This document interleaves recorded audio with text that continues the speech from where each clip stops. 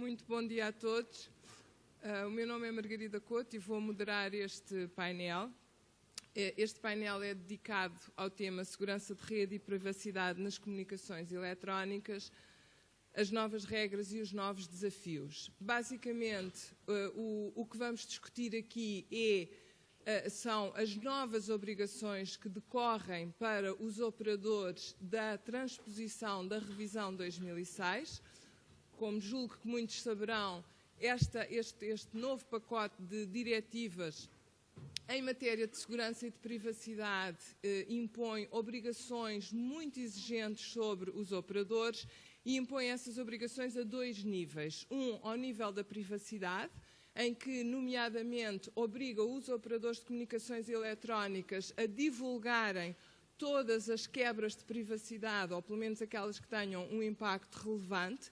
Isto é uma obrigação nova e é especialmente uma obrigação que apenas impende sobre os operadores de comunicações eletrónicas, ou seja, é uma obrigação setorial, só a indústria das telecomunicações é que tem neste momento esta obrigação, e esta é uma obrigação muito desafiante e muito pesada porque tem um impacto direto na reputação dos operadores. E, portanto, vamos aqui discutir esse tema e, para isso, poderemos contar com a participação da Rodica Tirtea, da ENISA, entidade que, como sabem, é justamente a agência europeia responsável pela segurança das redes e que nos vem aqui trazer a apresentação desse tema.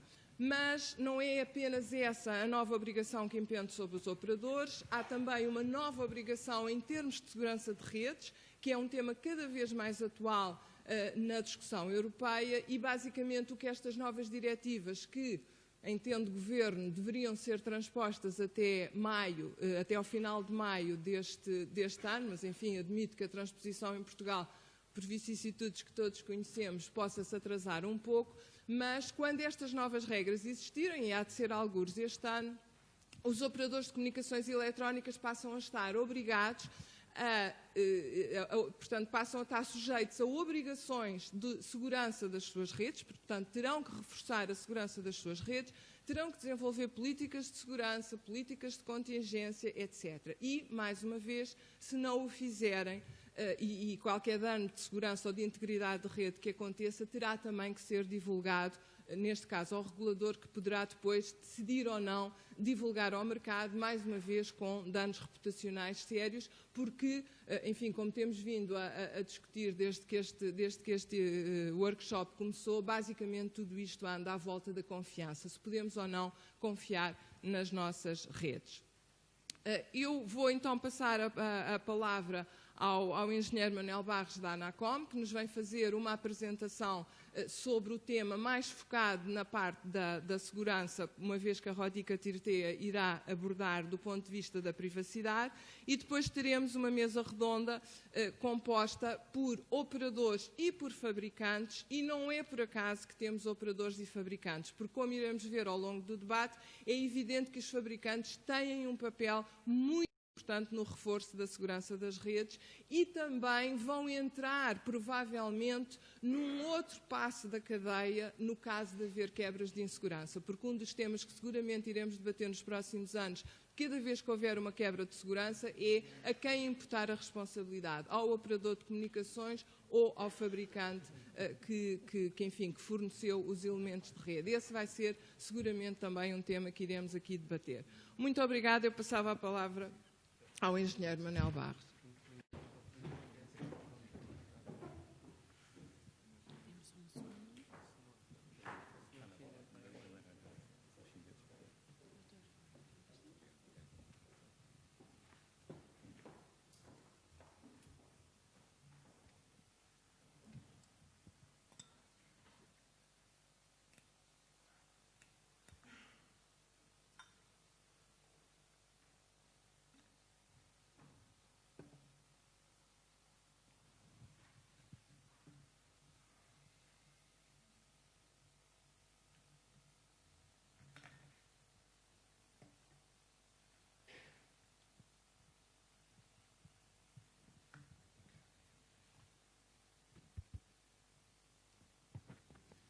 Muito bom dia. Muito obrigado pelo convite formulado para podermos vir aqui apresentar o novo quadro regulatório e as alterações que ele traz em termos de segurança de redes e de prestação de serviços de comunicações eletrónicas. E os meus parabéns à PTC por esta iniciativa. A apresentação que eu preparei incide essencialmente no quadro regulatório e nas alterações ao quadro regulatório. O tema, todavia, abrange outros diretivas e outros quadros para além do quadro regulatório das comunicações eletrónicas. Eu, todavia, não vou centrar nele. Portanto, vou focar-me tão somente nas alterações ao quadro regulatório das comunicações eletrónicas, cujas diretivas de alteração são publicadas em dezembro de 2009 e, tal como foi referido anteriormente, entram em vigor, pelo menos foi esse o acordo, em maio deste ano. As alterações são trazidas por estas duas diretivas, a 2009-140 e a 2009-136. O quadro reporta a Diretiva Quadro, a Diretiva de Serviço Universal, a Diretiva de Privacidade, Acesso e Interligação e a Diretiva de Autorização. Alterações em termos de segurança existem essencialmente na Diretiva Quadro, que foi referida, na Diretiva de Serviço Universal, na Diretiva de Autorização, menos e com outra tónica na Diretiva de Privacidade, essencialmente com outra tónica, e menos, isso eu queria referir, na Diretiva de Acesso e Interligação.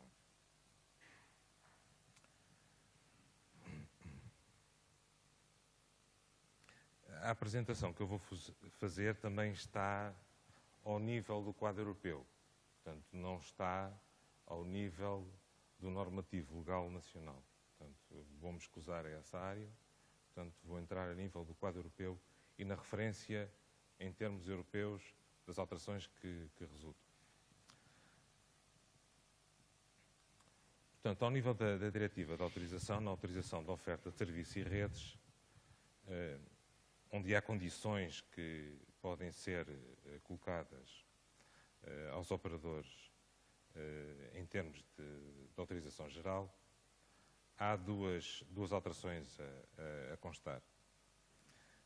Estas alterações importam porque, obviamente, a segurança não é um fim em si, não é? A segurança é algo que se traz para uma rede ou para uma prestação de um serviço por forma a garantir um objetivo e a solidificar esse objetivo. Estas duas condições trazem aqui dois tipos de objetivos. Trazem um objetivo ligado à maneira como as redes são utilizadas e os serviços são utilizados para apoio às autoridades e à população em geral em termos de resposta a uma crise, a um acidente, ao exemplo, tal como o professor Amado Silva falava, de um sismo ou de um tsunami, e a resposta que é dada inerente, ou na preparação para ela. E estas obrigações trazem ligações quer entre utilizadores específicos, serviços de emergência ou autoridades, ou ligações entre autoridades e o público em geral para aviso. Portanto, isto é em termos da diretiva de autorização e da oferta de serviços e de redes. Tem consequências em termos de segurança em questões como contingência, em questões como continuidade, em questões como medidas tomadas, em questões como exercícios que são feitos para avaliar dos planos de contingência, dos planos de restauro, por aí fora. Serviço universal. São três tipos as alterações que são trazidas. Uma ao nível dos contratos dos prestadores ou dos operadores com os seus assinantes. E são aqui 5 highlights. Uma ao nível de informação relativa à disponibilização de acesso ao serviço de emergência e também à à informação de localização da chamada de emergência que é feita, ao nível de condições de restrição de acesso ou de utilização de serviços e aplicações, que é uma matéria que está diretamente ligada às questões de segurança, sob o ponto de vista do equipamento do assinante e todas as questões que estão ligadas à parte de botnets, ou de vírus, ou de PCs tomados, por aí fora. Todo esse tipo de temática que já foi aqui aflorada na apresentação e vai ser aflorada em termos do nosso workshop de hoje relativamente à parte de cibercrime.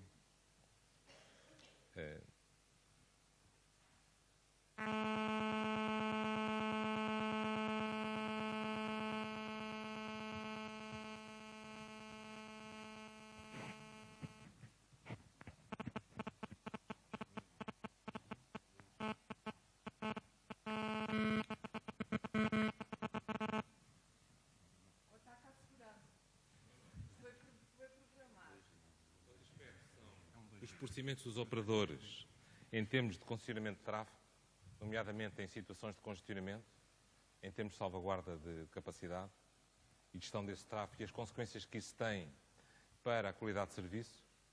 Portanto, é informação a constar a nível de contratos. As medidas ou o tipo de medidas que o operador ou prestador de serviço pode tomar na sequência de incidentes de segurança ou de integridade ou em termos de ameaças e de vulnerabilidades. E um canal ao nível primeiro do contrato, e depois vamos ver no outro slide que vamos ver este mesmo tipo de medida, de informação das autoridades competentes ao assinante sobre a utilização das redes e serviços para atividades ilícitas e conteúdos nocivos. Portanto, há uma responsabilização do assinante e das consequências da utilização do seu equipamento e das consequências que isso pode ter, novamente, para a segurança das redes e dos serviços, e informação sobre os meios de proteção contra riscos de segurança pessoal, privacidade e proteção de dados pessoais. Isto ao nível dos contratos. Ao nível de informação passada a assinantes. Também os mesmos temas: acesso a serviço de emergência, restrição de acesso ou de utilização de serviços, situações concretas de procedimentos que foram instaurados de condicionamento de tráfego e utilizações, também informação vinda das autoridades competentes sobre utilizações para a prática de atividades ilícitas ou divulgação de conteúdos nocivos e os meios de proteção contra riscos, tal como foi referido. Portanto, um primeiro é na entrada ao nível da celebração do contrato, e isto é informação que é regular, que é dada quer aos assinantes, quer, no caso de algumas situações, a cidadãos que não são assinantes ainda, mas podem vir a ser assinantes.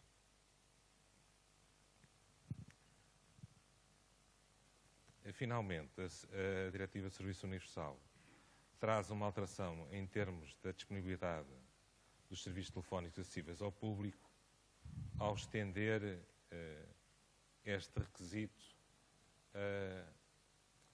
a serviços telefónicos que são acessíveis ao público em locais fixos, quer a redação anterior, para seja em locais fixos ou não fixos, portanto, com a inclusão de redes móveis. E a situação são essas, são as medidas necessárias para assegurar a disponibilidade máxima em caso de ruptura catastrófica da rede, ou em caso de força maior, ou acesso ininterrupto aos serviços de emergência. Novamente, temos aqui uma lógica de planos de contingência, de planos de continuidade, da forma como é que isso é avaliado, do seu ponto de vista de segurança de rede, de restauro, mesmo em caso de falha da própria rede. Passemos então ao enquadramento de toda a parte de segurança. Há um novo capítulo, que é o capítulo 3º, que se subdivide em 2 artigos, o artigo 13º-A e o artigo 13º-B.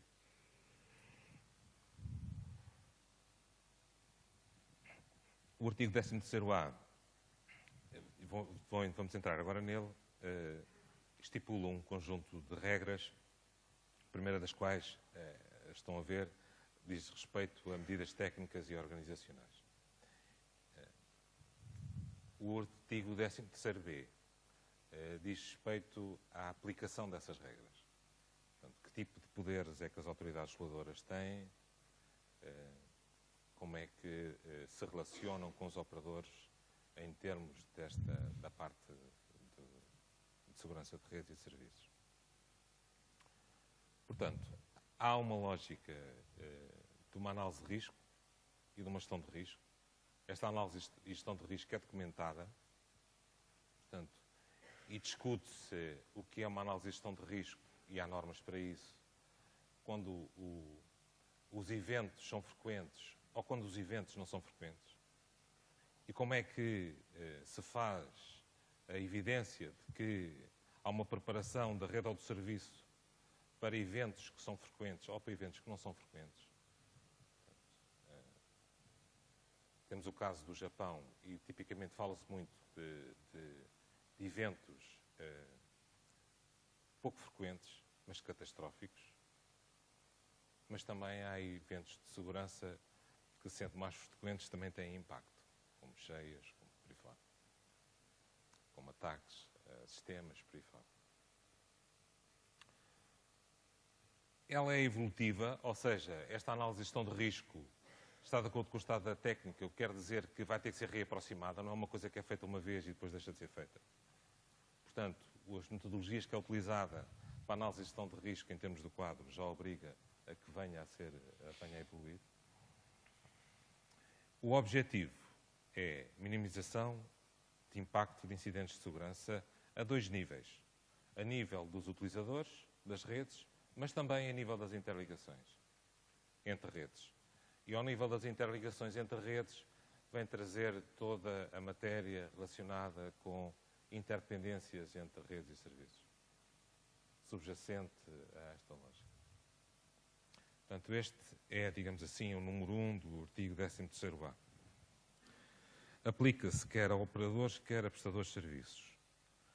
Já o número 2 limita-se à parte de operadores.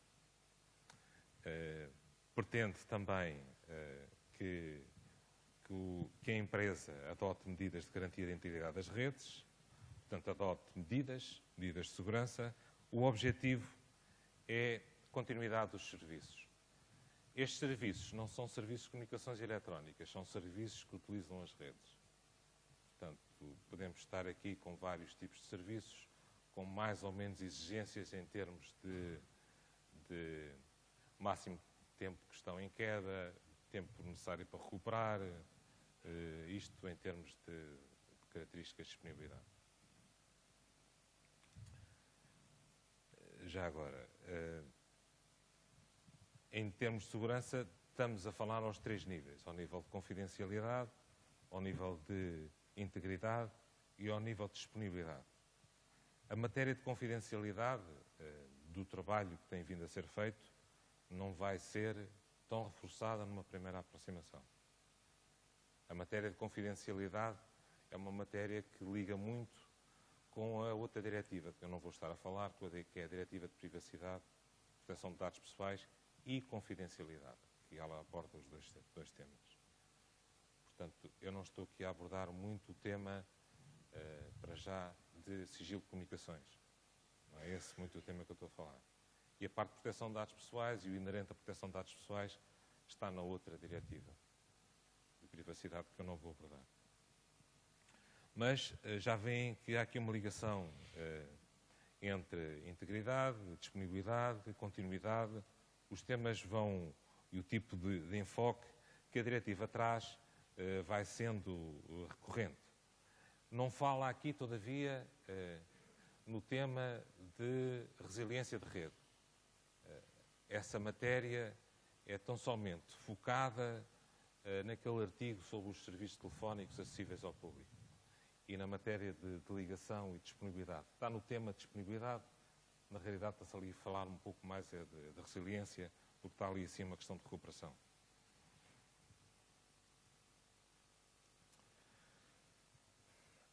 A seguir vem um conjunto de números deste artigo 13º, onde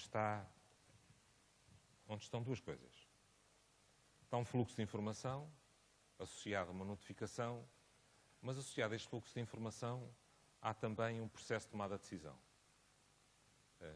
A regra são as regras. A regra, todavia, tem que ser olhada nas duas dimensões. Como é que é o processo de tomada de decisão de cada um dos intervenientes? Quais são os intervenientes envolvidos? Qual é o fluxo de informação e o tipo de características que esse fluxo de informação tem? Portanto, a obrigação começa com uma obrigação de notificação à autoridade reguladora de violações de segurança ou de perda de integridade com impacto significativo no funcionamento das redes ou serviços. Portanto, o impacto é aferido na função desempenhada.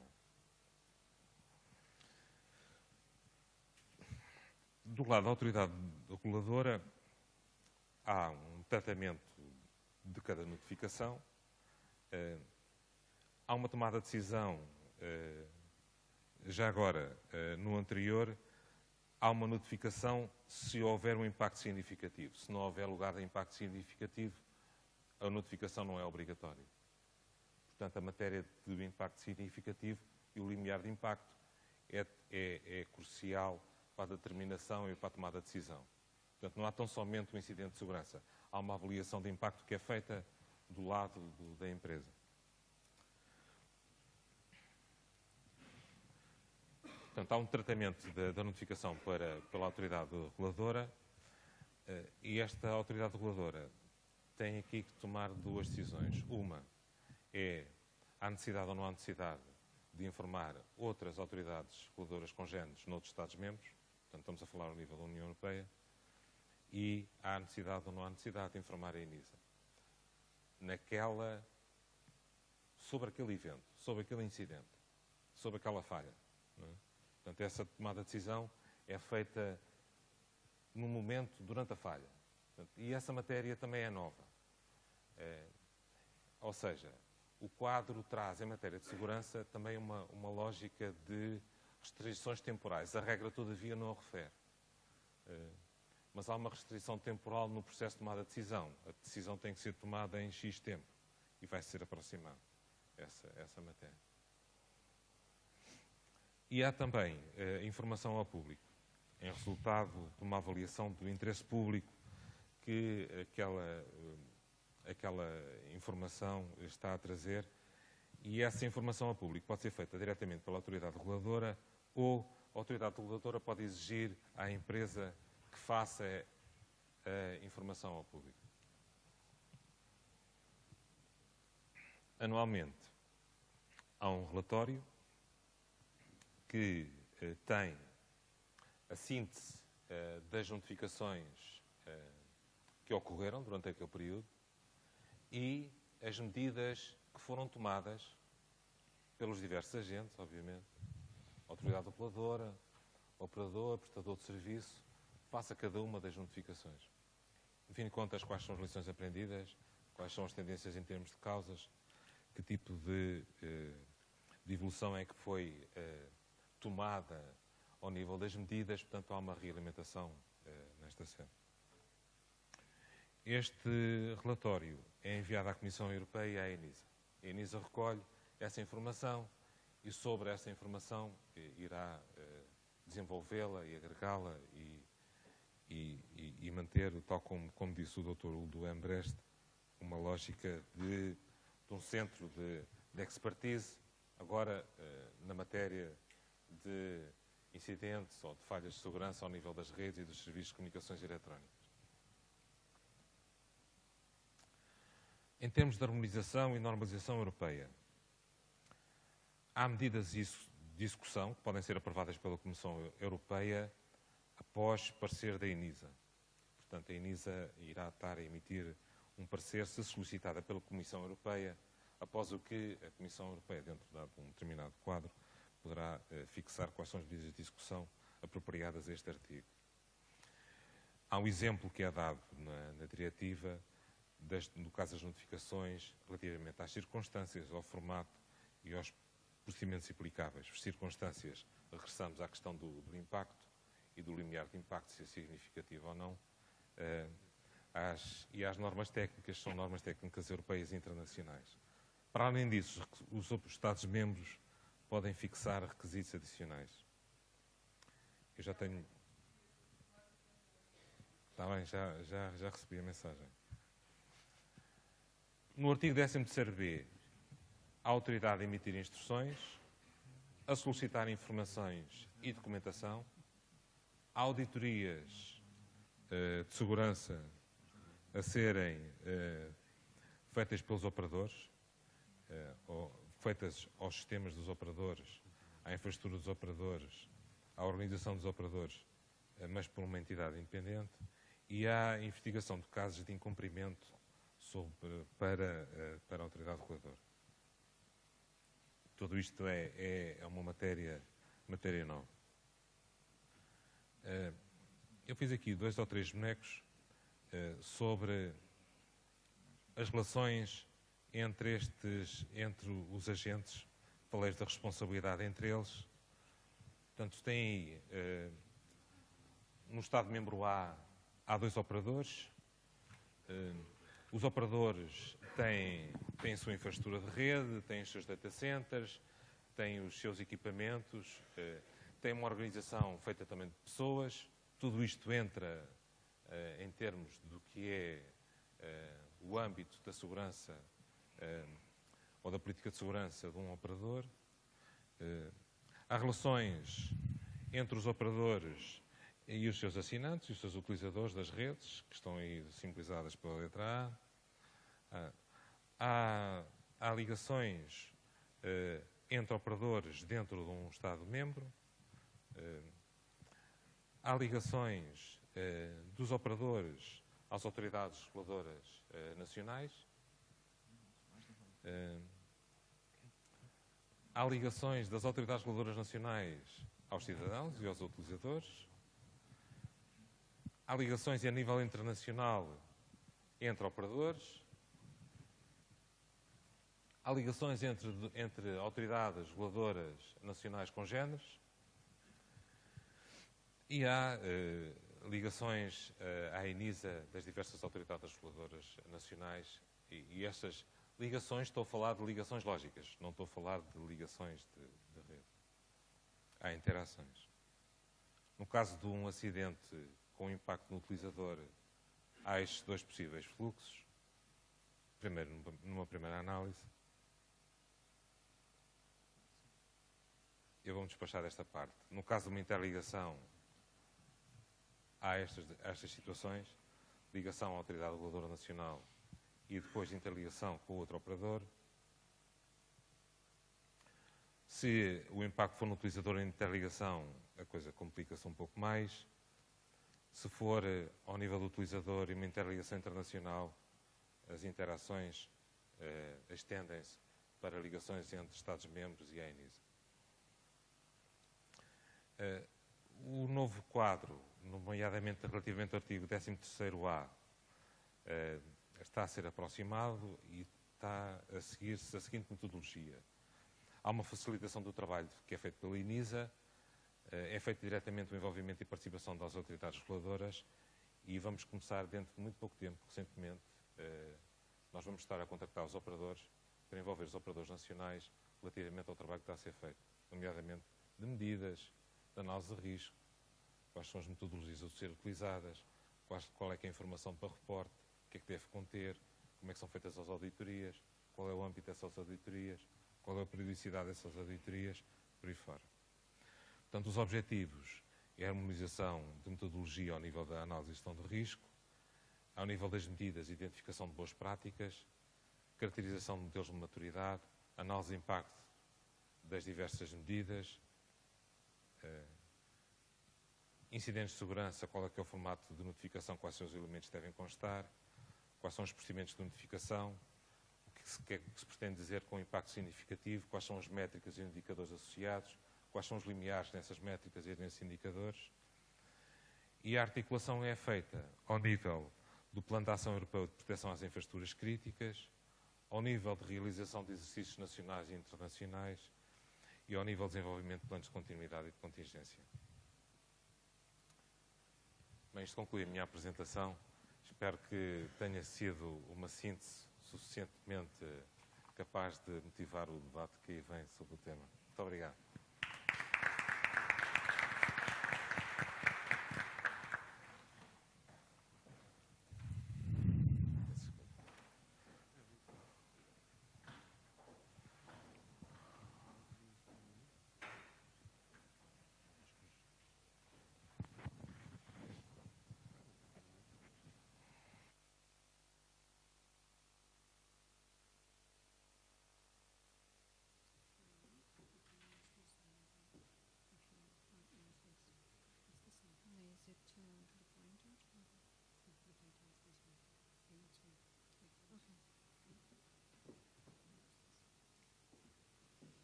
Hello, everybody. My name is Rodica Tsirtea, and I'm going to present you some work that ENISA carried on during 2010 on privacy. I would like to say thank you for the organizer for the invitation and for giving us this opportunity to present our work here. During my presentation, I will address some of the studies that we developed and we published regarding privacy and data protection. I will also make some references on what we are doing and intend to do during 2011, and I'm going to underline some of the issues and some of the things that I think are relevant for this event. I'm not going to tell you again which is the role of ENISA and what we are doing, as our director already presented that, and I'm going to jump directly to the context. I think I do not need to comment such an image. I think everybody is familiar that our privacy, our personal life, if it's to provide personal data. ENISA was requested in 2010 to address privacy, and we had a preparatory action entitled Identity, Accountability and Trust in Future Internet. Was supposed to initiate this topic and to see how ENISA can play a role in this context. As results of the activities carried out during 2010 have been published 3 studies and a position paper, and I will invite you to take the links and to open the reports, because of course in 10-15 minutes, I cannot cover all the findings of those studies. So there is a study on data breach notification. Data protection authorities were interviewed, as well as companies, and this activity will also continue this year. I have a slide for this. Another study was a survey on accountability, trust, consent, tracking, security, and privacy in online environments. So we wanted to see what exactly is happening. We did not audit the companies. We just sent questionnaires to them. So we assume that they put their, we count on their honesty in the results that were published in the survey. The third study, Privacy, Accountability and Trust, Challenges and Opportunities, looks towards other perspective, looks also on the research aspect, the architectural aspects regarding building privacy, accountability, and trust in a system, also looking at users, how they interface with systems, about consent, about privacy policies, and also from business perspective. And the last on the list is a position paper on cookies. All of them are available on ENISA website. So very shortly about data breach notification study. The study is available, as I said, on our website. During last week of January, ENISA organized a workshop in Brussels in which the findings of this study were presented and some discussions have been initiated. This activity is ongoing because there is further need for guidance and also for finding a common level of understanding for different issues. So there still need to clarify the definitions for personal data. There is also a need to clarify and to specify exactly what should be understood without undue delay, and also further how the EPA will be involved, and to look also about enforcement, so how we are going to deal with this situation. Colleagues of mine are working on this topic, and they are setting up right now a group of experts, inviting people from European Commission, from data protection authorities, and also from industry to try to find together the right understanding and guidelines for covering these issues. The second study, as I mentioned, the results of these studies are based on a survey, covered a variety of providers, including banking, airlines, train. So whatever you are interfering on your online, how should I say, activities, or when you are accessing data online, or when you are buying or searching for a good online. There are some remarks, and at the end of report, we summarize some of the recommendations. There is a clear need for personal data definition. We have to have a clear definition because we have to have in mind the real context in which data taken out of the context will not, out of a certain context, will not link us to those situations, but putting in a larger picture will make a link to the person which initiated or carried a certain action. Also, there is a need to focus on privacy from a user perspective and to encourage technology supporting privacy. Regarding consent and privacy policies, we notice that most of the privacy policies do have provisions for changing the policies. So when you are accepting the privacy policy, you accept the privacy policy will change in the future. Some of the companies actually do change them, and only part of them notify the user that they change the privacy policies. So in a way, when you are giving your consent, you are giving a consent for something that will also change in the future, which does not really cover in a right manner the assumption of a consent. We are all familiar with the length of the privacy policies. Other issues, I think, that are relevant here. The point is that data for certain sectors are stored according to the regulation, but for the rest of the sector, some of the service providers store data forever. So we assume there is a need to be done something there. And one more aspect, it's about the fact that most of service providers see personal data as a commercial asset. And here we have different situation. There are countries which allow the use of the data for a secondary use. So for instance, we collect data for a purpose and we use it also for another service. Almost 50% of the service providers do that. And they also share data with third party, almost 50%, and 45% transfer personal data outside of European Union. Transferring data outside the European Union changes the regulation framework. We have safe harbor and other things. However, the enforcement will not be similar. So I think it's also there a space to have a same level of regulation for all the players in the field, because otherwise we are going to favor, for instance, service providers from outside European Union. A third report, privacy, accountability, and trust. I'm also going to refer only to some findings.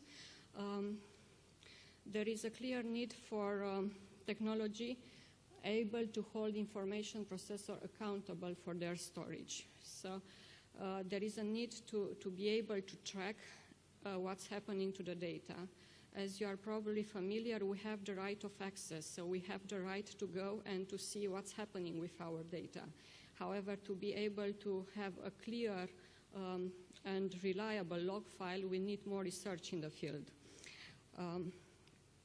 Other topics, there is a need for more awareness. As I mentioned, users are tracked and profiled. They should be aware. They should be careful not to put too much data online.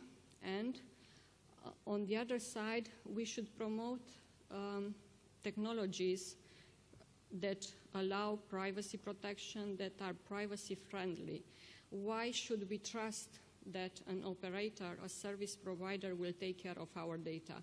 Why not supporting research, encouraging and spreading technologies which keep our data with us, and we just confirm, for instance, that we have a certain age to have a certain service. So I think changing towards moving this, so instead of putting the pressure on the service provider, trying to keep the control of data for the user. And the last mentioned publication, it's a position paper. It was requested last autumn. And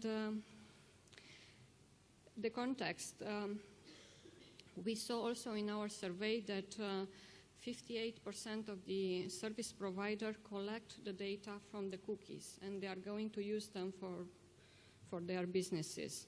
73% of those use both persistent and non-persistent cookies. It's true that we need cookies for HTTP interaction to keep the state and to be able to perform certain transactions. However, there are new type of cookies, so-called local stored data, files which are outside of the browser control and can even restore data which, that even if we delete the cookie, those cookies can be restored. So there are some privacy concerns. Privacy concerns related to cookies are not new. They are there for more than 10 years already. So from the beginning of the use of cookies over the internet. However, given the new type of cookies, those privacy concerns surface again. There are also some security concerns due to, for instance, not setting correctly the cookies properties. And there is space for interpretation in the legal framework. In the Universal Service Directive, even if there is not in the text of the directive a reference to the cookie, there is reference to the consent. And the way consent is described in the directive can leave some space for interpretation. And in this context, Article 29 Working Party already published an opinion stating very clear that consent should not be generated automatically, that the user should be given consent specific for certain topics, and not this consent to be then used for other processing and so on. I mentioned already a couple of topics or a couple of ideas that I consider that are more important from our studies. However, I invite you to take a look at our studies. There is more there. If you are involved in research, you can find ideas for research. If you are designing systems, I think it's a good idea that we look at security and privacy at an earlier stage. Try to put the requirements there. Try not to collect data which are not really necessary for the service. And also to have, in our view, a multidisciplinary approach to deal with the issues of privacy, to look to education, to look at training on one side, also legal and policy, but also on technologies, because I still feel that for certain services we can rely on technologies to help us to keep our data with us and not to rely on service provider or a third party to take care of our data. There is also a need for clear definition and guidelines. And regarding what ENISA is going to do during this year, I already mentioned data breach notification activity. We are also looking at the economic aspect of personal data protection to see how companies are evaluating data, and because for sure if a company will not feel that will lose something by losing the personal data of the users, will not have really much initiatives to protect them. So there is a need there for a clear understanding of the value. We are also going to look to minimal disclosure and to trust and reputation system. And we will try to support and promote research in this area by presenting such technologies. And in this context, I would like to invite you this summer at ENISA Summer School. Takes place at the end of June. And one of the days is dedicated to privacy trust, and there will be also a presentation regarding Article 4 data breach notification, economics of privacy, and so on. Thank you very much.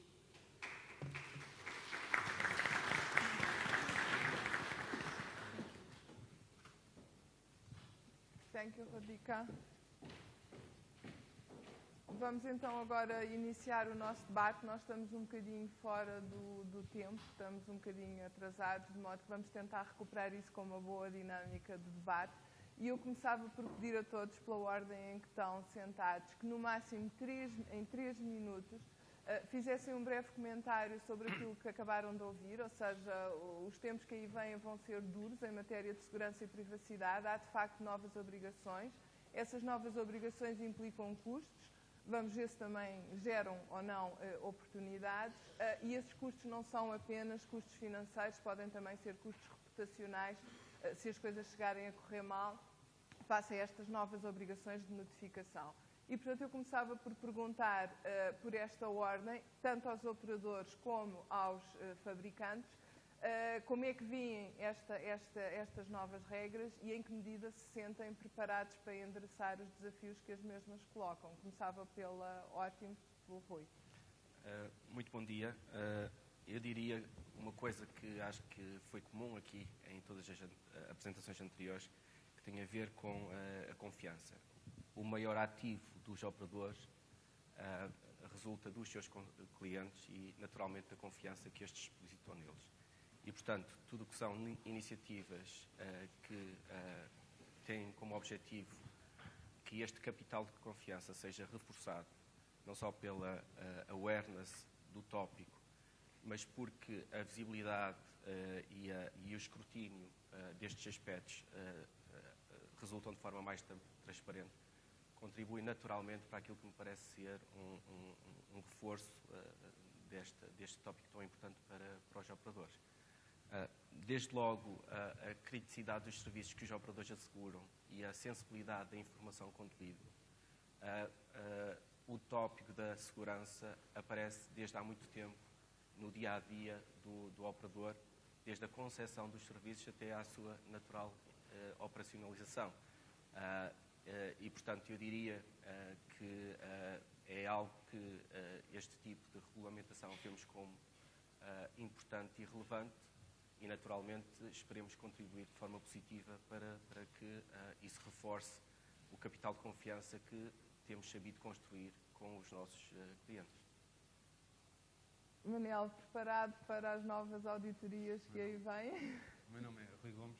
Peço desculpa, estava a ver no programa, ainda não estava atualizado. Sim, eu trabalho nomeadamente na parte de desenho de redes e, pegando aqui no que a nossa oradora disse antes, que devíamos logo no desenho incluir algumas medidas de prevenção e de proteção de segurança, e tentamos sempre fazer isso desde o início, que é, digamos, onde é mais barato incluir as medidas de segurança. Claro que depois as redes vão crescendo, as redes vão tendo mais capacidade, os utilizadores vão dando outros usos às redes e aos serviços, e nós vamos descobrindo outras vulnerabilidades que, entanto, tinham passado despercebidas e que temos sempre de corrigir. Algumas são fáceis de resolver e baratas, outras são mais difíceis e mais desafiantes, digamos assim. O capital da confiança é muito importante e acho que em todos os operadores portugueses os clientes, em média, têm bastante confiança nos operadores e é um valor muito grande que temos, que eles continuem a pensar assim para continuar. Mas um valor volátil também. Quebrado é difícil de restaurar. Mas temos de estar sempre com atenção. As novas tendências, por exemplo, falávamos aqui do Facebook, muitas vezes estamos a dar muita proteção à rede, a encriptar tudo e mais alguma coisa, e depois conteúdos que os nossos clientes estão a expor no Facebook, ou que, por exemplo, usam um iPad e todos os iPads que eu já usei nunca pediram um PIN. Portanto, às vezes é um bocadinho triste, digamos, para o operador estar a ter medidas às vezes muito caras para proteger a confidencialidade e dá segurança à informação do cliente, e depois é o próprio cliente, por descuido ou não, Que não quer ser protegido. Exatamente. Boa tarde. Aliás, Como bom é que- dia. Eu pego como é que já Alcatel- nas palavras dos meus colegas. Aliás, por 3 minutos parece mais um round de boxe, portanto vou já esgrimir alguns dos seus argumentos. Ora bem, o Rui falava na questão da confiança. E eu aqui levanto a questão da diferença entre a confiança e a segurança. Porque nem sempre ambas têm objetivos convergentes. E eu acho que é bastante importante quantificarmos quais são os objetivos da confiança, realmente o que é que nós pretendemos, ou se realmente pretendemos também assegurar uma segurança resiliente. Ou seja, existe uma diferença entre o que é a percepção e a realidade. Portanto, eu penso que os nossos colegas dos operadores serão muito confrontados no futuro com essa questão. Eu pegava já num estudo, este aqui é relativamente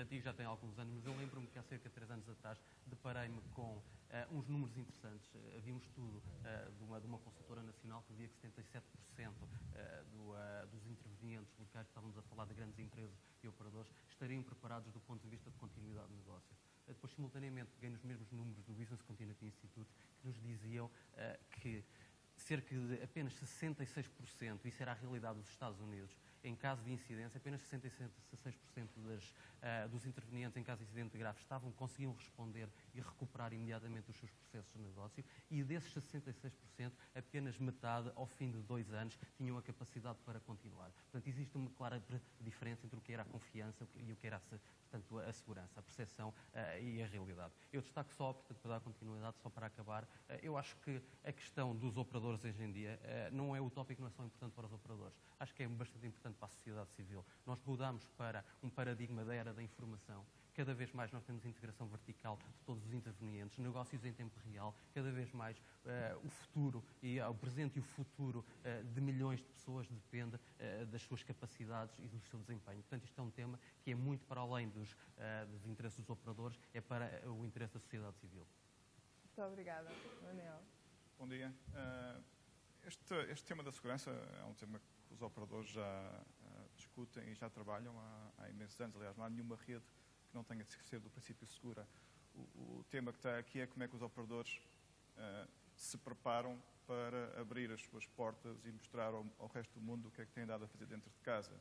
E, tipicamente, os investimentos que são feitos na área da segurança são sempre investimentos que são vistos como investimentos para manter a continuidade de negócio, para servir os clientes. Por exemplo, no caso da Zone, desde 2005 temos um processo de certificado de segurança do ISO 27001 naquilo que tem a ver com a interação com o cliente, ou seja, instalar, vender e cobrar.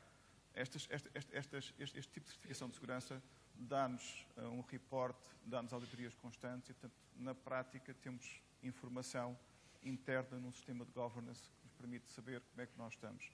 A questão que se põe aqui é como é que esta informação depois passa para fora, o que é as dúvidas claras são, qual é que é o impacto que deve ser reportado, como é que os auditores são certificados e quando há um incidente, os incidentes acontecem sempre, o que é reportado efetivamente para fora, porque muitas das vezes no meio do incidente é muito má ideia dar a conhecer ao mundo o que é que se está a passar, porque precisamente permite aos atacantes fazer mais estragos do que aqueles que já estarão. E, portanto, são estas as dúvidas que temos, mas, por outro lado, encaramos estas novas regras com um grande otimismo, porque é uma excelente oportunidade para, de alguma forma, mostrar e rentabilizar os investimentos que são feitos em segurança e, de alguma forma, justificá-los internamente, o que muitas das vezes não é fácil, porque, tipicamente, quando se está a gastar dinheiro em alta disponibilidade, em sistemas replicados, em processos de reporte, em processos de incidente, em processos de análise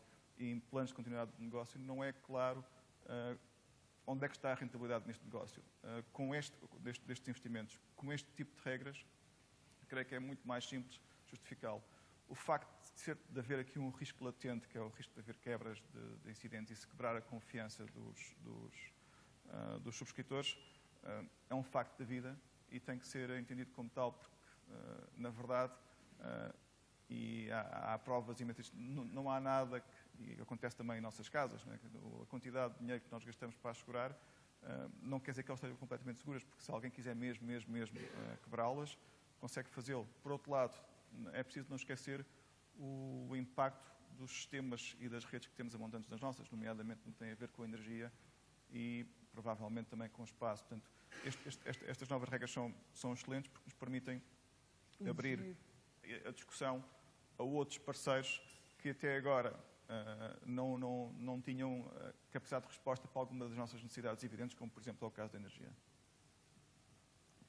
Jorge, sei que quando se é o último a falar, há sempre menos coisas interessantes para dizer, mas como é que a PT está a ver para fazer? Bom, a PT, como é óbvio, como todos os operadores, há muito trabalho na questão da segurança, não é? Embora isto seja um trabalho que nunca está acabado. O que se passa em segurança é que há sempre novas coisas, temos sempre que estar a evoluir, temos que estar sistematicamente a fazer uma análise de risco do que se está a passar nas nossas redes. Agora, eu acho que o problema da segurança, reduzi-lo só aos operadores, é limitativo, porque neste momento as comunicações eletrónicas são fundamentais em todo o tecido económico, em todo o desenvolvimento dos países. E, efetivamente, há muito mais players envolvidos nesta questão da segurança do que propriamente os operadores.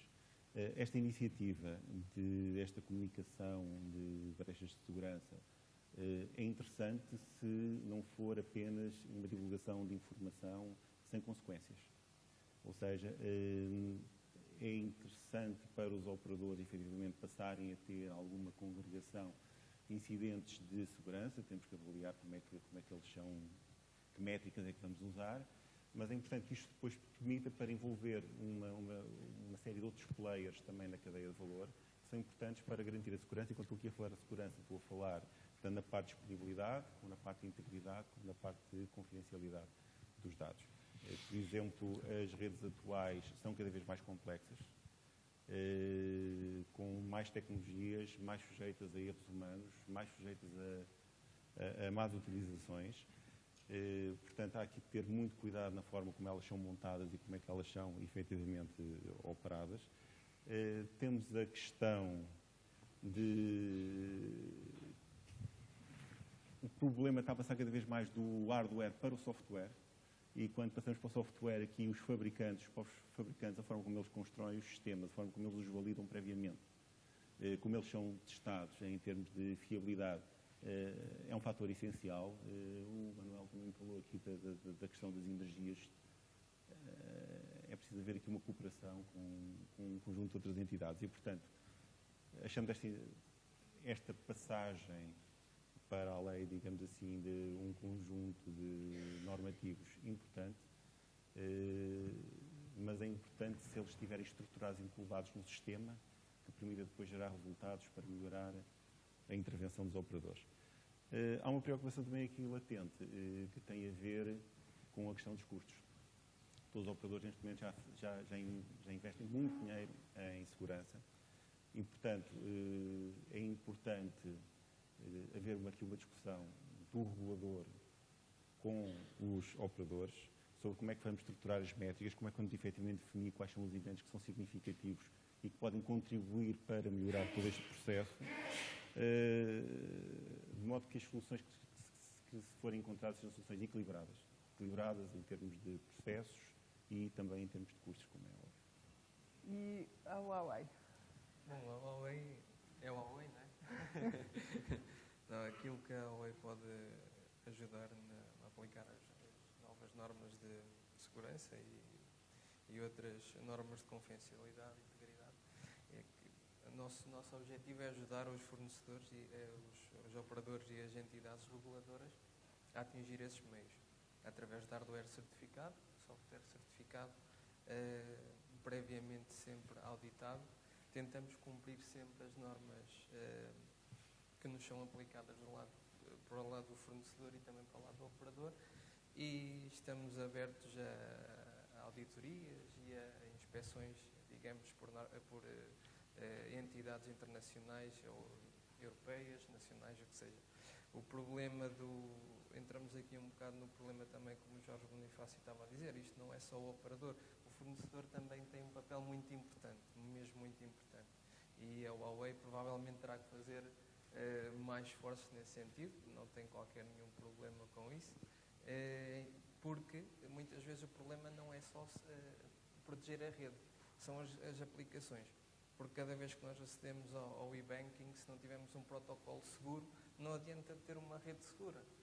Até porque a maior parte dos hackers, por assim dizer, muitas vezes estão dentro da nossa empresa, estão dentro da Huawei, estão dentro da PT.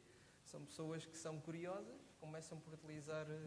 E da Sony e da Wattings, estão em todos, não? Exatamente. Exatamente. Pronto, também aproveito para falar na AR Telecom e na Repta Telecom para ninguém ficar. Está lá o Pedro Melo. A situação é essa mesmo, é que muitas vezes há pessoas curiosas que começam a utilizar por IP scanners, começam por tentar encontrar palavras-passe do Facebook ou do... Falamos muito do Facebook, mas anteriormente já havia mais redes sociais, o Wi-Fi, etc. Ou então, é isso mesmo, são pessoas curiosas que vão ficando com curiosidade, depois o bichinho vai crescendo e vão se tornando hackers a sério. Costuma-se dizer que o melhor hacker é o melhor administrador de sistemas de uma empresa. Por isso é que eles são contratados a seguir, não é? Exatamente. Quando saem da prisão vão diretos para CIOs das empresas. É mesmo verdade. Portanto, aquilo que eu acho é que uma pessoa que tenha a capacidade, ou um engenheiro que tenha a capacidade de abrir uma brecha no proxy da empresa para começar a escanear os tipos de serviços ou as aplicações que estão dentro da própria empresa, digamos que é um grão de areia no mundo, não é? Eles podem fazerem logo a seguir. Muito obrigada. Eu agora colocava uma questão essencialmente aos... nunca sei como é que vos hei de chamar, fabricantes, vendors, enfim, nunca nenhuma designação. Fabricantes integradores. Fabricantes integradores. Vou então colocar uma pergunta aos fabricantes integradores. Gostava que comentassem esta questão, e que é a seguinte. É evidente que os fabricantes vão jogar um papel principal nestas novas regras e no reforço da segurança das redes. E, nesse sentido, há aqui uma oportunidade de negócio que, de certeza, vocês todos já detectaram e que estão a ver como explorar. Mas eu julgo também que haverá necessariamente uma alteração do paradigma do risco e haverá a tentação, por parte dos operadores, de colocar mais risco em cima dos fabricantes, ou seja, de exigir aos fabricantes que se responsabilizem mais pela segurança do que eles próprios estão a fornecer, e qualquer perca de integridade ou de segurança, se acontecer, o operador vai escrutinar em que medida a poderá ou não imputar ao fabricante integrador. Isso é sobretudo verdade porque hoje o vosso papel não é apenas, como falávamos há pouco, no hardware, mas também no software, que também tem as vulnerabilidades que nós conhecemos. Aliás, aqui há uns anos, e sem citar nomes, houve um caso emblemático que ilustra um bocadinho isto que eu estou a dizer, um caso de uma perda de integridade muito grave na Grécia, numa rede na Grécia, e houve uma enorme discussão à volta de saber se a responsabilidade devia ser imputada ao operador, que mal ou bem teve que pagar uma multa de dezenas de milhões de euros, ou se, pelo contrário, essa perca de integridade tinha a ver com uma vulnerabilidade da responsabilidade do fornecedor. E, portanto, o que eu queria pedir aos dois era que comentassem em que medida veem que vai acontecer, concordam que vai acontecer esta alteração do paradigma da alocação de risco e em que medida é que estão preparados para extrair quer a parte boa, que é mais negócio, quer a parte mais difícil, que é mais risco. Muito bem, está claro. Ora bem, para já, como é óbvio, eu não falo pela companhia, sou apenas um representante da companhia, de qualquer maneira. Eu penso que nós estamos... Para já vou discordar, ou seja, eu penso que o risco, a transmissão... Nunca se discorda com o advogado. A transmissão do risco... Isso é muito imprudente da sua parte. Pelo menos eu vou ter uma opinião alternativa sobre esta questão. Ora bem, eu penso que a transferência do risco para um endpoint, seja um fabricante, seja um integrador, não irá acontecer. Não irá acontecer porque atualmente, falando pela Alcatel-Lucent, não poderá falar pelos outros fabricantes, mas no nosso caso já existe, portanto, grandes medidas de segurança incluídas nas nossas soluções e na forma como nós definimos e fazemos toda a integração de uma solução. Nós temos processos devidamente integrados no System Development Lifecycle, utilizamos normas internacionais de ETU, nomeadamente a X805, para verificação interna dos nossos equipamentos, das nossas soluções, norma na qual nós tivemos a oportunidade de colaborar e, como tal, à partida, existe já um due care, ou seja, uma capacidade da empresa de provar que houve um due care no que toca a ter os cuidados essenciais para a questão de segurança. É óbvio que a norma ainda é bastante lata e, portanto, existem pontos muito muito cinzentos e que vão dar muito espaço para a discussão. Mas penso que o grande ónus será, a partir do momento em que as soluções sejam íntegras, sejam integradas, será do ónus de quem as opera. Eu penso que o grande desafio será da parte dos operadores. É óbvio que temos custos inerentes. Falámos da questão dos custos e eu não deixar de salientar que a questão dos custos na segurança é extremamente importante, porque se em algumas coisas nós conseguimos ter realmente um retorno visível e conseguimos criar sinergias, muitos dos retornos da segurança atualmente em custos expectáveis, ou seja, custos que se conseguiram salvar de forma expectável e não é quantificável. E eu só me recordo de um episódio que tive com um cliente que, após a discussão de um certo negócio, dizia-me: então, mas apresente-me os preços com segurança e sem segurança. Portanto, claramente, existe aqui uma dificuldade de assumir os custos da segurança. Estes custos vão ter que ser assumidos, vão ter que ser transferidos em toda a sua cadeia e, eventualmente, depois vai ter que chegar ao utilizador final ou não, consoante se consiga arranjar sinergias pelo caminho. Como é que vamos amortizar estes custos? Provavelmente tem uma pergunta mais à frente sobre essa questão. Tenho. Então eu vou guardar estas ilações para depois. Obrigada. Bom, aquilo que eu acho é que quando muitas vezes andamos a juntar dinheiro para comprar uma bicicleta que custa 50 euros, a seguir temos que comprar um cadeado que custa 150. Ficamos a pensar, então, mas eu andei... Pronto, não interessa. O que é que acontece? Acontece que sim, há uma oportunidade de negócio, mas nós estamos conscientes de que não é esse o nosso foco. O nosso foco neste momento é ajudar a integrar as soluções de segurança para os operadores e fazendo uma solução ponto a ponto, ou seja, end-to-end. Não é só ir de encontro à oportunidade de negócio em si, mas ajudar a encontrar o global da solução e, como é óbvio, nestas alturas temos que encontrar com o menor custo possível. Muito obrigada. Eu colocava agora uma questão aos operadores e que é a seguinte. Enfim, à primeira vista isto parece um jogo um bocadinho desequilibrado, ou seja, estas novas regras obviamente criam oportunidades de negócio para os fabricantes, obviamente criam oportunidades de negócio para as empresas que fazem auditorias, vai haver seguramente muitas auditorias a fazer e muita gente a preparar-se para as oportunidades que daí decorrem, e para os operadores o que parece sobrar é o custo de implementar as novas regras, de reforçar as regras de segurança e de pagar as auditorias e de pagar aos fornecedores e por aí afora.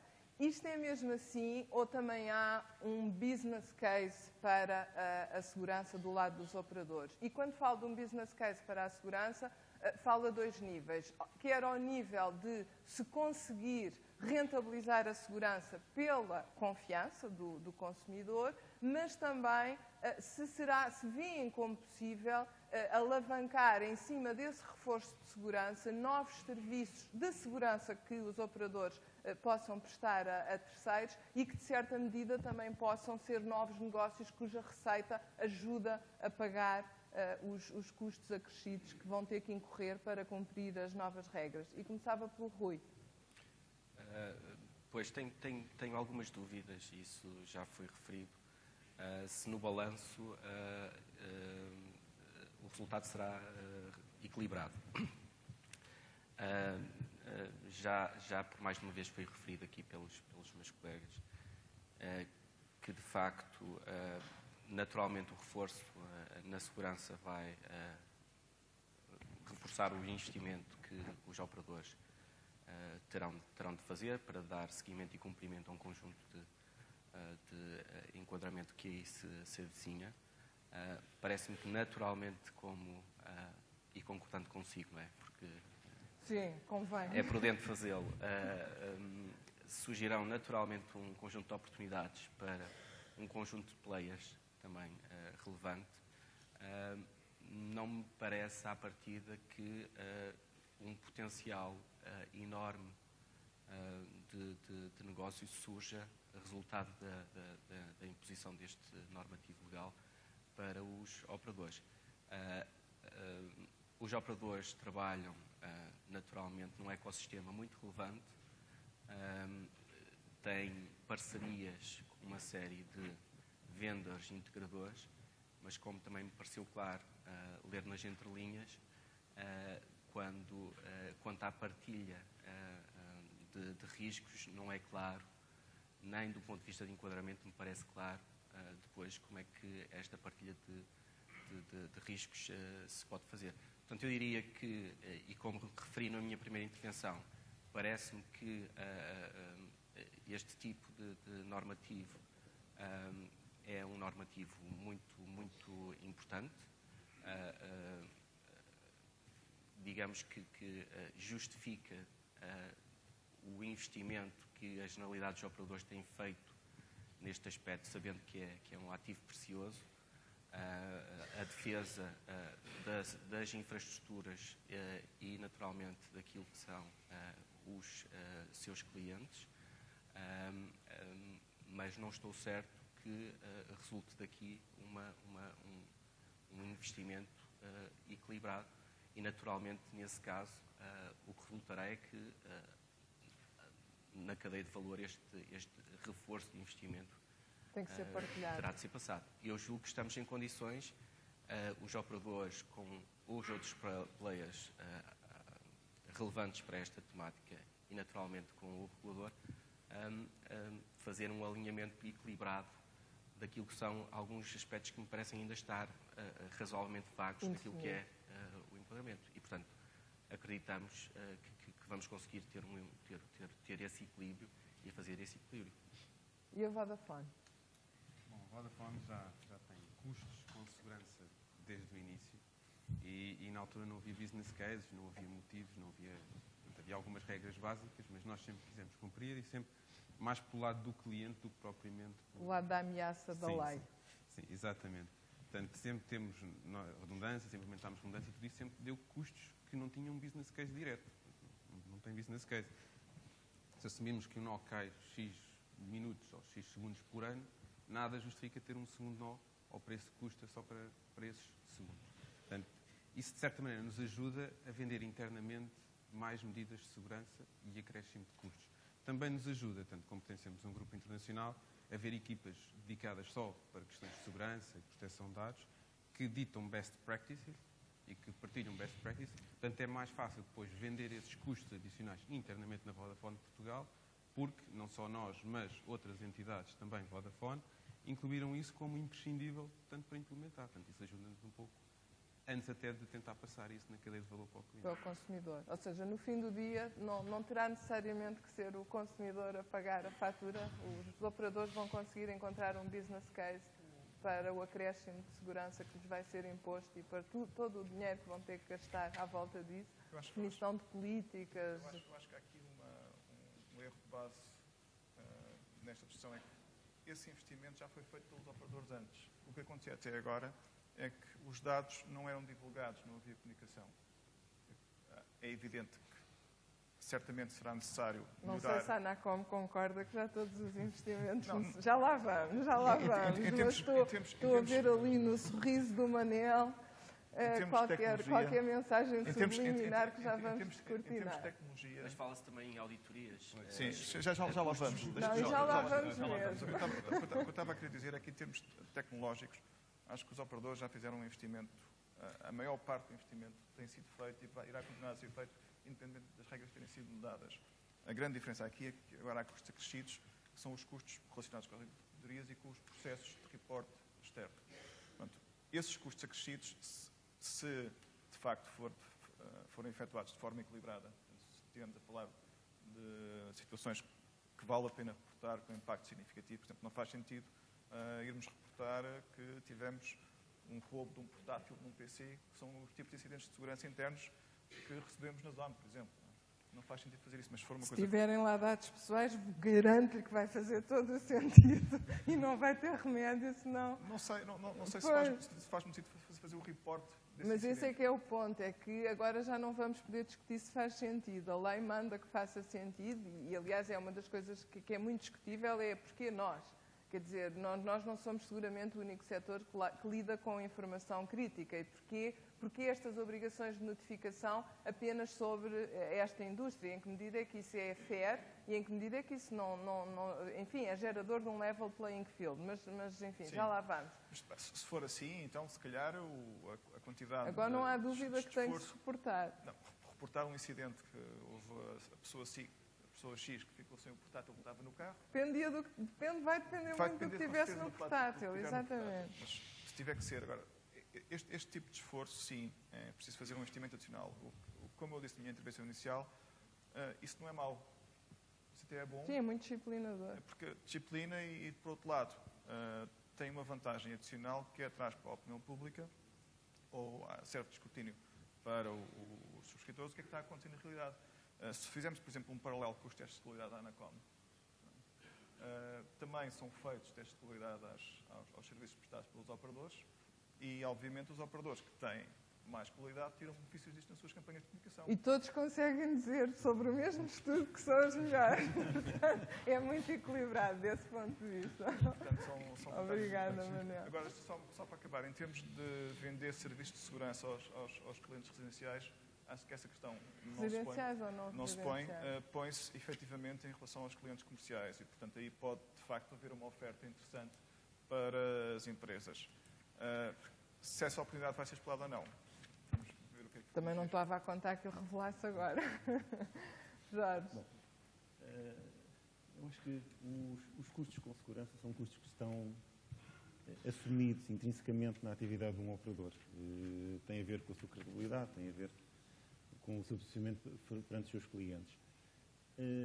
E, portanto, já todos os operadores fizeram investimentos e fazem investimentos significativos em termos de segurança, que muitas vezes não são perceptíveis para o público em geral. No caso específico, por exemplo, da Portugal Telecom, em que inclusivamente há outros operadores que têm parte das suas redes suportadas sobre a rede da Portugal Telecom, isso é uma preocupação que vai desde o desenho da rede. Logo no desenho da rede, ela é pensada em termos de segurança. Temos frameworks de testes de segurança para garantir que efetivamente a rede está efetivamente segura e, portanto, há aqui um trabalho enorme, um trabalho de análise de risco. Agora, os custos com a segurança podem ser levados ao limite. Inclusivamente, há certos aspectos como segurança, qualidade, que são palavras que se falam muito, em que há uma zona, digamos assim, de conforto, em que há uma relação, efetivamente, custo-benefício aceitável.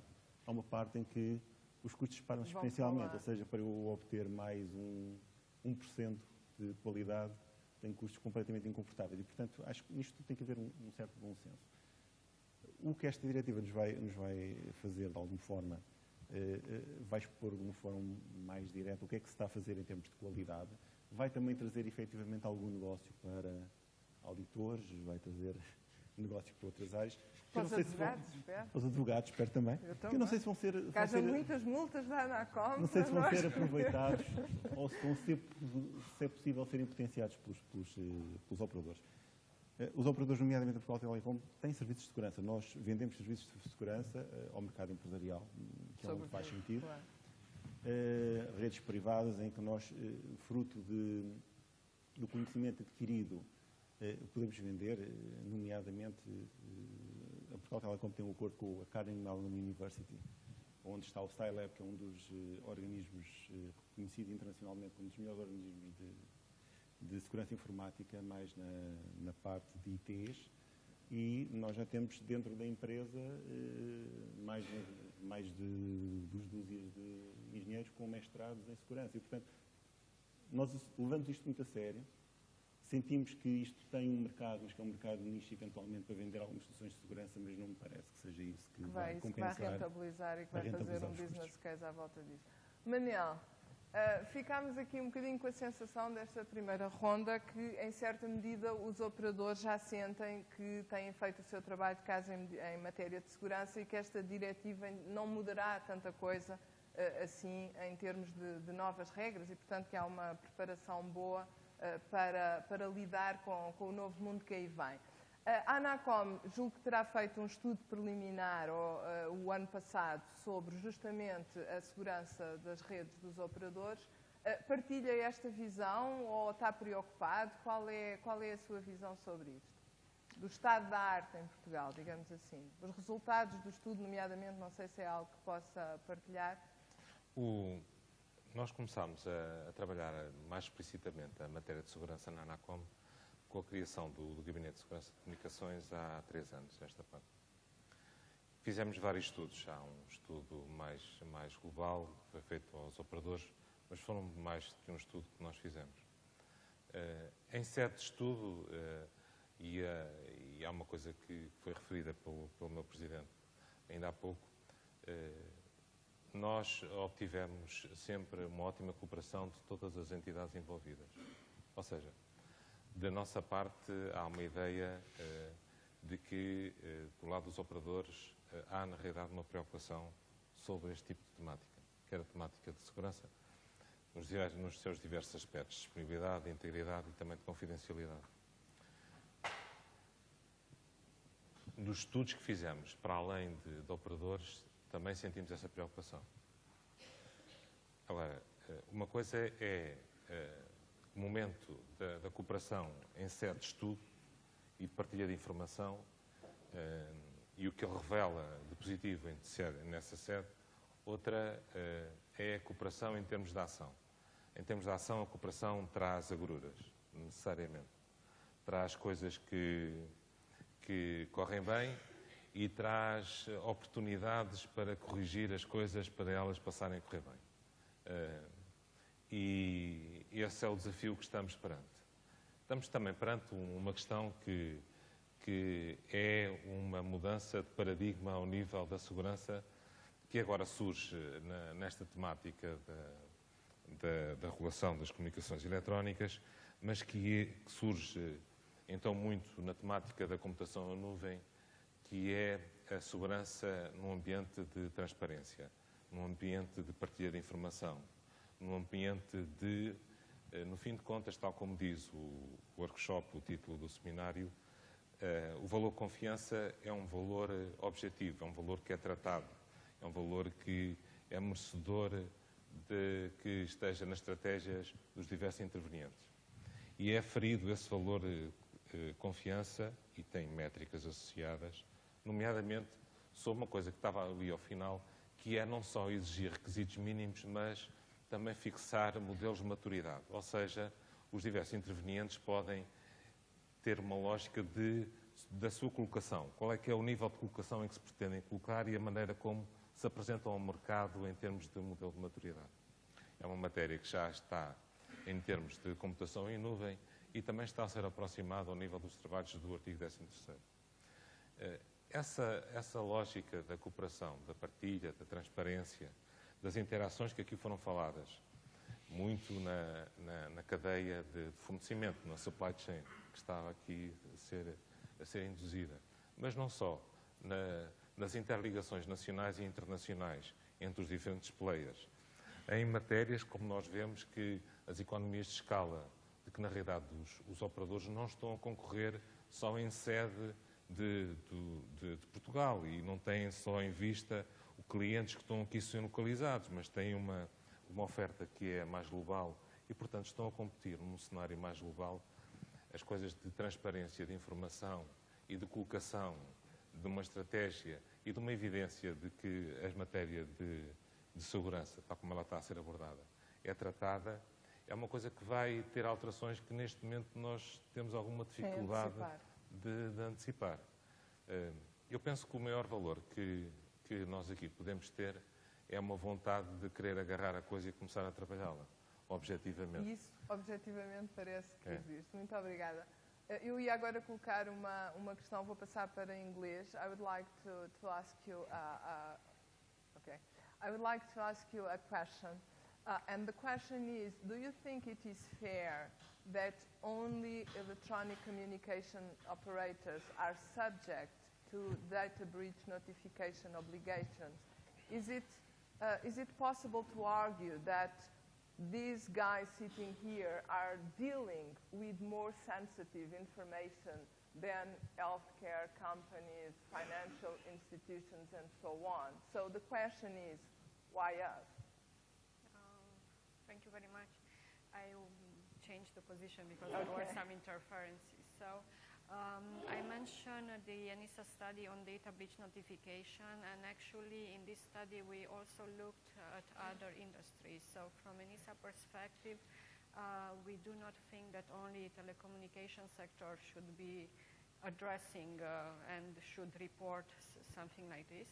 However, we noticed that, for instance, banking have their own system of reporting and so on. So from this perspective, I think there are also other industries that should, in a way, follow the same approach, because they are also storing personal data, for instance. Very and so on. sensitive. So we can trust that this industry is being a pioneer, but other industries will follow.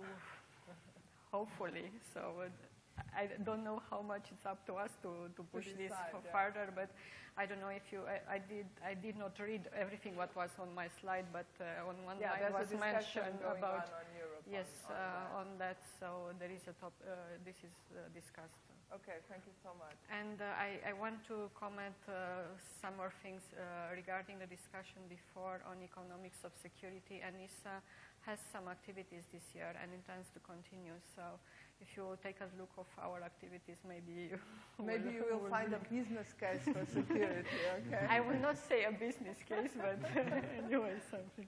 Thank you Okay, so thank much, you. Sadiqa. Bom, nós estamos a chegar ao fim do nosso tempo. Tivemos que economizar para recuperar o atraso. No entanto, eu gostava de abrir um bocadinho a discussão à audiência. Sei que neste momento nós somos um obstáculo à vossa chegada ao coffee break, mas somos um obstáculo fácil de vencer. No entanto, se houver alguma questão da audiência, eu acho que era interessante ainda gastar mais uns minutos a resolvê-las. Ninguém da audiência tem questões? Ok. Sempre tínhamos combinado, verdade? Que é para quebrar o gelo. É mentira, não tinha. António, tu tens um vozeirão, podes falar, sei. Bom dia a todos. Eu penso que a sociedade humana tem muita dificuldade em aprender com os erros. E é fantástico, eu cheguei um bocadinho atrasado, mas ninguém falou aqui em Fukushima. E como é que é possível uma sociedade que nós achávamos que era altamente bem organizada ter acontecido aquilo que aconteceu? Não é, obviamente, o tsunami, o terremoto de terra, mas o que aconteceu a seguir. E eu perguntava aos operadores se metade do que aconteceu no norte do Japão, se acontecesse em Portugal, o que é que acontecia? Porque, efetivamente, isto agora é um comentário, investir em segurança não fica bem nos business plans e não é vendável. Não é vendável. Como eu costumo dizer,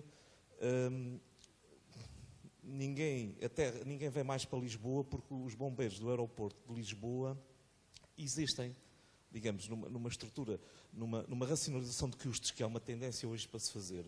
Podíamos acabar com os bombeiros do aeroporto. Só foram usados 2 vezes, na queda do avião de Sá Carneiro e no incêndio dos Chiados. Já vão quase 30 anos. Até temos uns bombeiros ali na Encarnação, ao pé. Portanto, não precisamos dos bombeiros do aeroporto.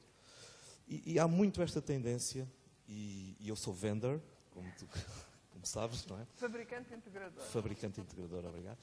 E tenho esta dificuldade, às vezes, com os meus clientes, é convencê-los, digamos, da bondade que é um security dividend. E depois há aqui várias coisas, portanto, como disse o Manel, disponibilidade, integridade, confidencialidade. Nós estamos a falar muito da confidencialidade, mas também havia aqui que falar um pouco de sistemas redundantes, de recover centers, toda esta problemática, que é aí que está. E até que ponto é que os clientes, eu, enquanto cliente de um provider, de um operador de telecomunicações, estou disposto a pagar por isso?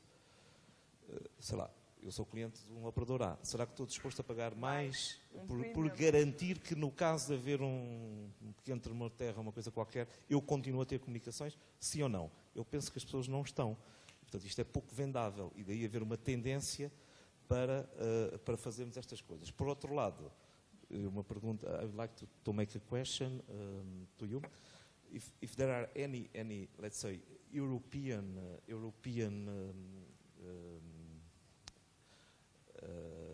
how should I say that?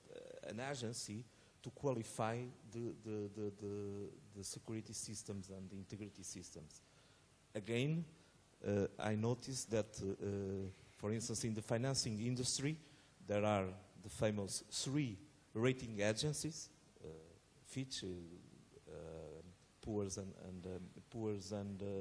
Standard & Poor's, and there are not any There is no rating for security. not rated in Europe. No So rating for security it's in funny Europe. enough, we are depending on the ratings of these American companies. So in Europe, there are any, let's say, qualification, any audit, any agency, anyone that could tell us that we are How on the secure we right are. track? It's so many questions, but Muito, muito rapidamente. Posso? Podes começar. Se responder como operador e responder à pergunta de Fukushima. Recentemente, na Madeira, houve aquela desgraça que houve no Funchal. A rede Vodafone, na altura, foi a única que ficou de pé. Também a sorte também como contribuiu. Pronto. É algo que nos motiva, que nos orgulhou a todos e que nos permitiu ceder alguns telefones aos bombeiros para comunicar e tudo. Fizemos grande alarido disso? Não. Fizemos grande dinheiro com isso? Também acho que não. Mas é algo que nos orgulha para responder isso. E já agora uma correção aos bombeiros do aeroporto. Houve uma terceira tentativa de utilização, quando foi o incêndio da Câmara Municipal de Lisboa, mas não havia água na baixa para a chegada mais vírus, portanto voltou para trás. Que é problema técnico. Zone. É interessante este tema de Fukushima, porque, por um lado, como sabes, a internet de Fukushima continua a funcionar. O que não ficou a funcionar foi a energia e a radioatividade também está aí a atacar. Mas pronto, as comunicações funcionaram. O tema dos serviços replicados tem exatamente um fator, como o Rui acabou de dizer, que também é um pouco de sorte. Depende de onde é que é, porque tipicamente mesmo que uma pessoa replique, não replica infinitamente. E, portanto, pode ter o azar de apanhar os 2 sítios ou os 3 onde está replicado. Portanto, ali na zona de Viseu, não é? Placas tectónicas. Mas tem exatamente esse problema, que é, muitas das vezes, e posso confessar que já nos aconteceu algumas das vezes, fazemos investimento em replicação de sistemas de alta disponibilidade e depois, quando por acaso um dos servidores falha, o outro servidor até fica a funcionar bem, mas o problema é que o cabo que os ligava, por acaso, avariou-se. Portanto, muitas das vezes não é o investimento em replicação que está em causa, o que é feito, também é preciso um pouco de sorte, porque há sempre qualquer coisa que não está pensada que acontece, mesmo com exercícios, mesmo com várias redundâncias. E no caso, então, de uma catástrofe, é muito pior, não é? TT. Bom, nós não discutimos aqui muito as questões de redundância da rede e de resiliência de rede, e isso estava para mais uma sessão e, em vez de haver coffee break, havia só almoço logo a seguir. De qualquer forma, há algum grau de duplicação. Acho que todos os operadores têm algum grau de preocupação de duplicação de meios e de redundância, embora seja, como diz o Manuel, muitas vezes os acidentes sucedem exatamente onde nós não estamos à espera. E para essas situações, o que sucede também é que há procedimentos de disaster recovery e há procedimentos implementados nas empresas e há equipamentos transportáveis para poderem ser colocados nos chatos que são acionados. Foi mencionado o caso da Madeira. O caso da Madeira, efetivamente, a Vodafone conseguiu manter a rede em pé, mas a PT também não demorou muito a pôr a dela logo a seguir, e isso foi por... E ótimo, depois a rede em pé logo a seguir, essa contingência a funcionar. Ótimo, obrigado, Jorge. Bem, quando se tratam de causas naturais, objetivamente, é muito mais difícil perceber se numa eventualidade de uma situação, não digo semelhante, mas de alguma forma equivalente, de que forma é que os operadores portugueses estariam preparados para reagir a ela. Eu diria que esta indústria, desde há muito tempo, trabalha naquele pressuposto dos 9 5, não é? Como muito bem os meus colegas disseram, por cada... 5 9, bem, obrigado pela correção. E como já anteriormente os meus colegas disseram, para se acrescentar mais um 9, isso implica um esforço acrescido muito significativo. E como o Manel muito bem referiu, no caso de Fukushima, as questões de comunicação foram, de forma razoavelmente célere, ultrapassadas. O problema teve a ver com questões de energia e, como eu já referi, nós, de facto, somos temos de viver num ecossistema e, numa eventualidade de uma catástrofe natural, naturalmente, nós somos dependentes das questões de energia.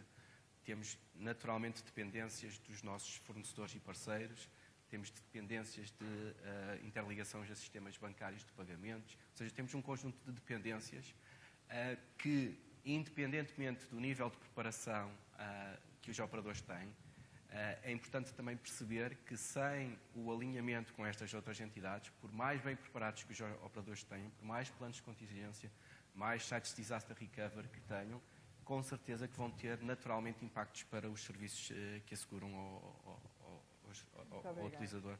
Inisa, is there an agency that makes a rating on security? I mean, that informs the market whether or not a certain operator has its network secured, or should there be? How do you see that? I don't know if any of you, because we have two representatives of Inisa here. I don't know which one of you would like to answer. Regarding certification from security perspective, I don't know if there is something body at European level covering this. However, there are in certain member states agencies certifying products from security perspective. Regarding privacy certification, there is a recent communication. I'm with microphone. It was communication published at the end of last year. So at the European level, there is already work initiated on certifying privacy seals and privacy certifications. Yeah. So Okay, thank you so much. welcome. Muito obrigada a todos pela vossa presença e vamos então para Coffee Break. Pedia que encolhêssemos um bocadinho o Coffee Break para retomarmos o nosso calendário. Obrigada. Podem bater palmas.